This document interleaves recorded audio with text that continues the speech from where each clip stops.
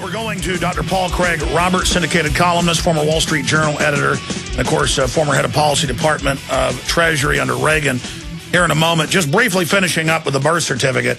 I've not been a birther in the 3 years this has been out. I have interviewed some guests. I've looked at it. They're definitely covering up Obama's past. His mother's definitely CIA and above with the big foundations. He definitely had the name Barry Soetoro. It's weird. But the fact that they did release this new one, and it's been analyzed, and it's clearly been shown to be fake, is amazing. And Dr. Jerome Corsi is on tomorrow. And we've got that report up on prisonplanet.com and Infowars.com. Birther bombshell. Corsi to release evidence proving Obama certificate as fraudulent. A fraudulent composite. We've got a video in the next few hours going up on Infowars.com and prisonplanet.com, a 10-minute report detailing the full spectrum of this information. And Joseph Farah saying he's going to have to sue Esquire now because it wasn't a parody. They didn't say it was a parody. They didn't add it with satire. They came out in a serious report and said they interviewed Farah and he was recalling the book and giving people's money back, which is economic espionage and a serious, serious attack, which shows they're desperate. And ABC News reports the White House is now planning to run on the birth certificate issue and putting out campaign T-shirts to be sold to raise money. So this issue is not going away. I wish it would, because I want to look at the issues with Obama. He might have been born on Mars, for all I care. At the end of the day, this guy's continuing the neocon agenda. We'll also get Dr. Paul Craig Roberts' take on Obama coming out and pushing all these revolutions and saying Israel needs to go back to its 67 borders. Ron Paul's out saying that there is a move to try to occupy Pakistan. I had General Gould on a few days ago. U.S. helicopter attacked an emplacement over there. It is certainly deteriorating very, very quickly. So that's all coming up. Now, the main reason that we have Dr. Paul Craig Roberts with us today is the whole Dominique Strauss-Kahn situation. And in national polls in France, fully 60% or higher, the lowest poll, 60%, believe this is a setup. Kahn was set in polls to handily defeat and was going to be running as the leader of the Socialist Party against Nicolas Sarkozy, who is a lapdog of the Anglo-American banking establishment. I'm not saying Bilderberg Group member Kahn's a good guy. He's a globalist, one-worlder as well. But it is suspicious that normally, Al Gore, any of these guys can get away with murder. Bill Clinton, Juanita Broderick, all of it. But then magically this happens. So the whole thing is suspicious. And Paul Craig Roberts has an article, The Strauss-Kahn Frame-Up, the American Police State Strides Forward. So we'll cover that first, then get his take on the whole OBL hoax. He very eloquently a few weeks ago with Paul Watson broke down some of the glaring issues. Dr. Paul Craig Roberts, thank you for joining us today. Hello, Alex. Good to have you with us. Let's get into the Dominique Strauss-Kahn. You seem pretty convinced here that there's some dirty shenanigans going on. Well, I am, because from the very beginning, the police, instead of doing as they are required to do and give a defendant the presumption of innocence, immediately began painting a picture of a guilty man. So from the very first announcement, the police have been trying to paint his guilt all over him, and it continues that way. And so when you see that, it's pretty much a giveaway that they intend to convict him. And there's too many things wrong with the story. And one of the most astounding things is that the way they found him is that when he got to the airport, he realized he had left his cell phone and called the hotel and said, I'm at John F. Kennedy Airport, and I think I've left my cell phone, and would you see if you can retrieve it? Now, that doesn't go with the picture that the police put out of a rapist fleeing his crime and heading out of the country. And that was also the reason he was denied bail. The judge said, oh, he was fleeing the scene and had run on a plane, and we caught him just in the nick of time. Well, they didn't catch him. He called he called in and reported where he was. So it doesn't really make much sense that if you were fleeing from a crime scene, that you would then call the scene of the crime and tell them where you are. So there are just so many things about it. Now, we do know that he was expected to be able to defeat Nicolas Sarkozy for the presidency of France in this upcoming election, and that Sarkozy is America's guy. We put him in there. It was American money and influence, and that another black mark against Strauss Kahn is that he let the IMF issue a report recently that said that within 5 years, China would have surpassed the United States as the world's leading economic power. And now this hurts Washington's prestige and hurts its ability to bully people. Other people say, well, if we can hold out long enough, they'll lose their some of their power. And so this also is a mark against him. And then I think a third mark is that he had scared the bankers, because he speaks of the need to re-regulate the banking system, which is run amok. And he has also indicated that he was sympathetic with Joseph Stiglitz's view that the IMF should cease to be a weapon that the rich use against the poor, and that the kind of austerity programs that are imposed on poor people, as in Greece today, Ireland today, in order to bail out Wall Street, that just really doesn't fly. And so he had a whole number then of powerful enemies, and had predicted prior to his departure for the United States that he thought Sarkozy would set him up with a rape charge. Now, he didn't mean in America, in an American hotel. He was thinking in France that he would be presented with this type of smear in order to reduce his standing in the polls. Yes, sir. Let me add a caveat there. I have BBC, Daily Mail, all the big French papers. He was on record saying they could set me up in a car park claiming I raped a woman, but that's not even the big key. I want you to speak to that. And then this, they admit that a campaign staffer of Sarkozy put out the tweet that he had been grabbed for raping this woman before it was even in the news, yes, and before he was even arrested. And now they backtrack and said, well, we got a call from one of our operatives in the hotel. And it went further. The head spin doctor, and this is admitted, right, admits for Sarkozy, the big national Karl Rove over there, the equivalent of Karl Rove, admits that he put this out before it was even known. So whether he did it or not, or maybe she enticed her, who knows, this is all red-handed that this was an intelligence operation. Yes, I think that you're right. I cited that report from the Daily Mail and from Liberation in my column.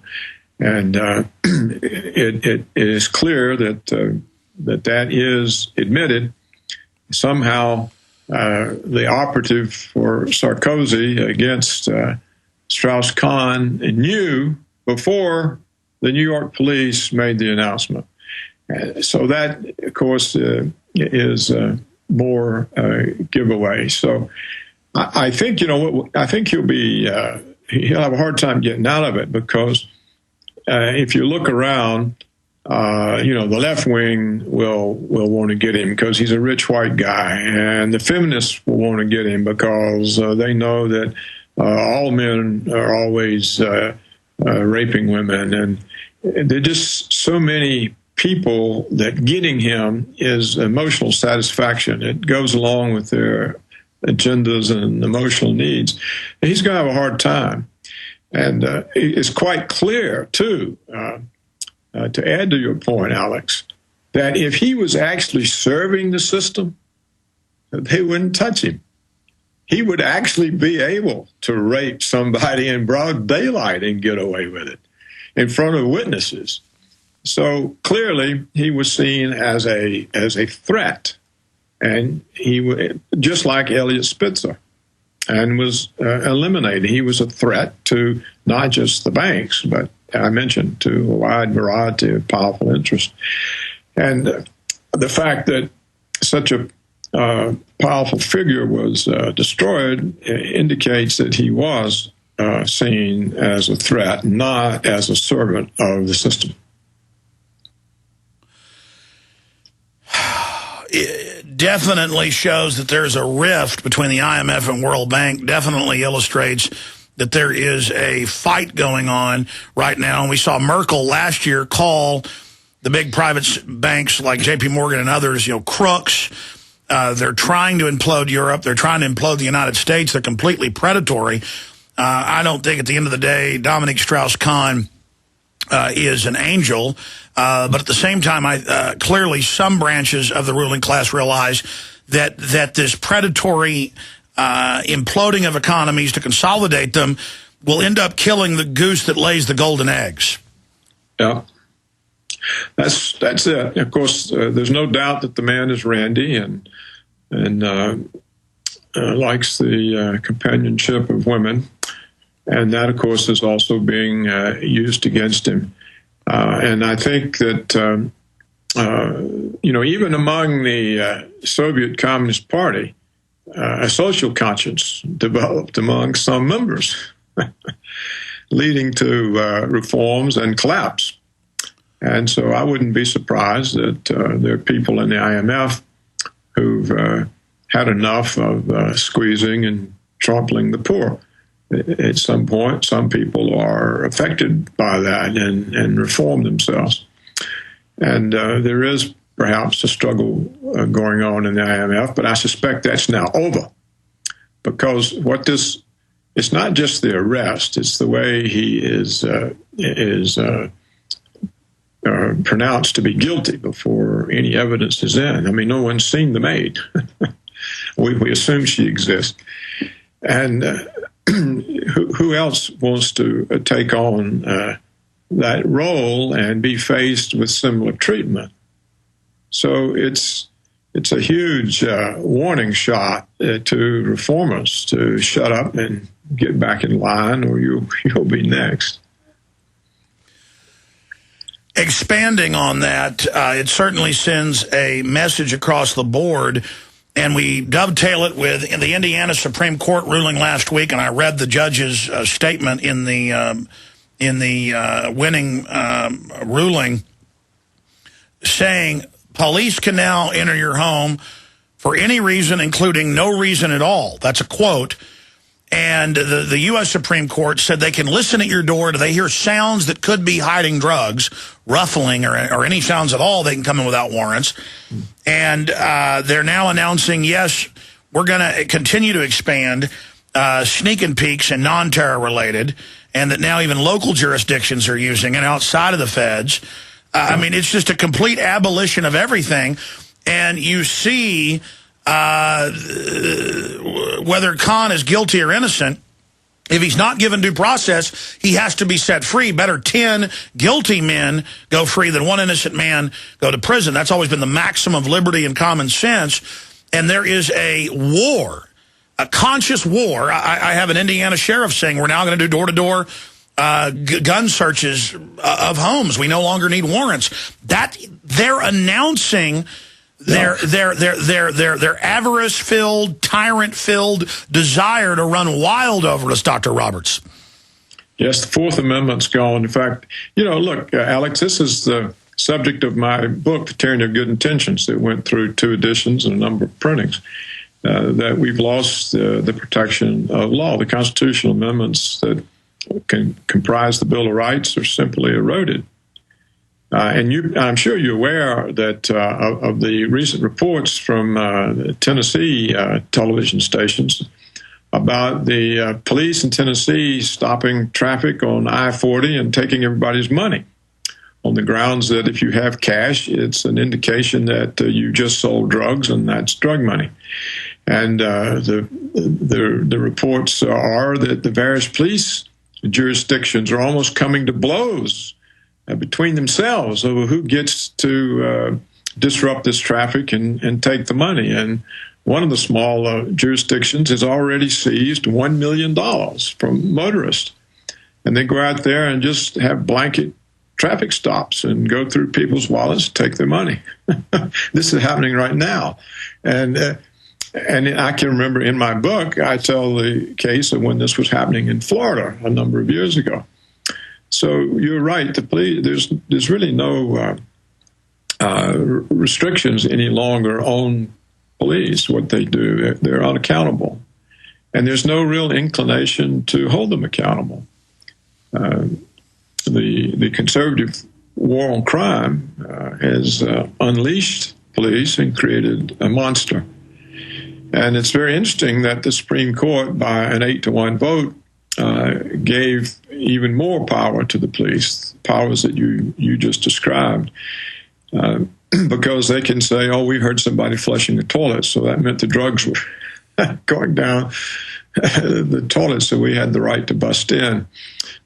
So there's no longer any constraints, and people just seem to be at ease with this. They don't seem to be. And now they're announcing the austerity. In Europe, they're going after private pension funds, 100% your money. They're now telling us to get rid of and cut the public pension funds here, but don't stop any of the banker bailouts or corporate welfare. We're going into austerity. The ruling class knows they've committed all these crimes, and they've decided to protect themselves and continue on by consciously setting up a police state. How do we counter this? I don't really know, Alex. But you're certainly right. That's what's happening. Look, can you remember a decade or two back, the junk bond king, Michael Milken? Yeah. Well, he had done absolutely nothing, though everyone thinks he was convicted of insider trading. That's false. That was a rumor that Giuliani put out. Stay there, Dr. Roberts. We're going to come right back and finish that story. Get a brief update on the latest bin Laden fables. They've now admitted just the whole story's fake up one side and down the other. But so what? From the grave, he says he agrees with the revolutions in the Middle East that are U.S. and funded. Amazing. We'll be right back with Dr. Paul Craig Roberts. Stay with us. Look, folks, if you're amazed by our decline into absolute despotism, don't be. The founders pointed it out. It's historical fact. Tyranny is the norm. And we're going to get a particularly nasty version of tyranny because we're so naive, because we're Americans and it can't happen here. I mean, the police don't secretly all over the country take $100, $1,000 out of your wallet. Just no drugs, no arrest. They publicly do it. Public schools don't watch kids at home over their government laptops in the shower or in the bed. Secretly, they brag about it. The TSA doesn't secretly stick their hands down your child's pants. They do it publicly. So there's an open breaking of the will happening, but I see a huge awakening happening, and tyranny will just continue until it finally collapses. Dr. Roberts, in closing, always great to have you. Appreciate your wonderful articles. You write for Infowars.com and PrisonPundit.com and thousands of other great sites out there. And your tireless dedication to liberty. I was on vacation for a couple of days, but listening to you while on the Texas beach with Paul Watson, just laying out the bin Laden situation. We've only got about 3 minutes left. Any other points on that subject? Yes, Alex. You know, a very important point is that there's been no White House ceremony with the president conveying medals on these heroic SEALs who captured and killed the world's most dangerous man. Now, what president would miss a public relations opportunity like that? It's just unbelievable. Or the body, or throwing it in the ocean, or a photo. Yes, of course. But we've already covered that and mentioned that. But this is something I've not seen anyone say anything about, and I didn't stick it in my columns. But surely, with the SEALs' triumphant return, they would have been awarded medals in the White House by the president before a national TV audience. And they would have retired that group of SEALs. They say, well, they're so secretive in their missions, you can't see them. He would have at least had the secret ceremony with them being brought in and then coming out and thanking them. Oh, it's unbelievable. Listen, they wouldn't, he would sacrifice the SEALs for the publicity. Oh, yeah. Yeah. Now, some people say, oh, well, they had to hide the SEALs because these brave men would be marked by Al-Qaeda and terminated. Really? I really believe that Al-Qaeda is going to penetrate the bases and get the SEALs. But I think that is another giveaway. Now, you may know as well that recently the Pakistani news agency, the equivalent to the BBC in Pakistan, put out a news report from eyewitnesses whom they identified and had speaking on camera that there were 3 helicopters, only one landed. And 12 people got out, went in the house, came back, and the people got in the helicopter, and as it lifted off, it exploded, and every man was killed. There were dead bodies everywhere, pieces of bodies. And that's exactly how they operate. That's exactly what they would do. Send the SEALs out on a drill, blow it up, and then say they got bin Laden. I mean, of course they're going to kill the witnesses. I mean, that's the only way that they operate. That's standard. Well, you know, it's hard to know what's true and what's not true. It's hard to know why the Pakistan would put out a false story like that. We've got no way of knowing. But what we do know is that nobody in the American media asked about it or looked into it or said, could anything like this have happened? Is this the reason there's no body? Is this the reason there are no SEALs getting medals? I mean, what? So who knows? But there's so many things that we just overlook. There's so much potential evidence, different explanations, and they never even get into the public's consciousness. Now, we're told just believe whatever government tells you, even though they have a history of congenital lying. Paul Craig Roberts, thank you so much for spending time with us. Look forward to speaking to you in the near future. Same here, Alex. We'll be right back with Dr. Steve Pachinik on the other side. Stay with us.